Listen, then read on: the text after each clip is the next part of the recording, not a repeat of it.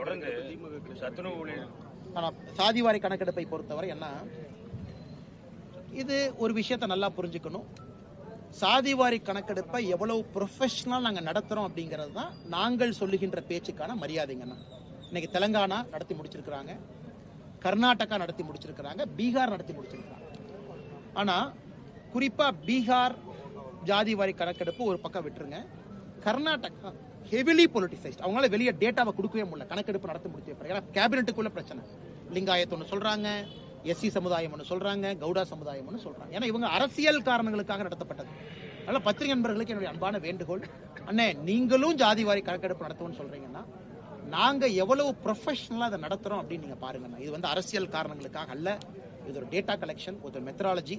அதனால் நிச்சயமாக பிரதமர் அவர்கள் பேசிய பிறகு அஸ்வினி வைஷ்ணவ் அவங்க தான் சம்பந்தமா பேசியிருக்கிறாங்க.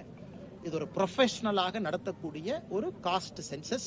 அதனால் நிச்சயமாக இது அரசியல் காரணங்களுக்காக இல்லாமல் பாரதிய ஜனதா கட்சி நம்முடைய என்டிஏ ஜாதிவாரி கணக்கெடுப்பு நடத்திய பிறகு இந்தியால ஜாதியை வைத்து அரசியல் செய்யக்கூடிய அந்த விஷயம் என்பது முடிந்துவிடும் என்கின்ற நம்பிக்கை எனக்கு இருக்கு. சார், தொடர்ந்து அரசு ஊழியர்கள் 4 வருஷம் முடிஞ்சிருச்சு, எந்த வாக்குறுதியுமே நிறைவேற்றல, தொடர்ந்து போராட்டங்கள் ஈடுபட்டு இருக்காங்க.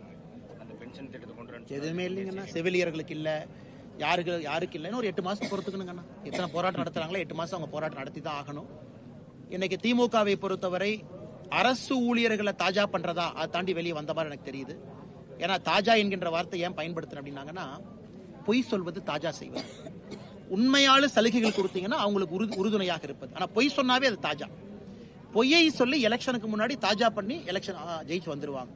வந்த பிறகு எதுவும் செய்ய மாட்டாங்க. செஞ்சிருந்தாங்கன்னா உறுதுணையா இருந்தாங்கன்னு நான் சொல்றேன்.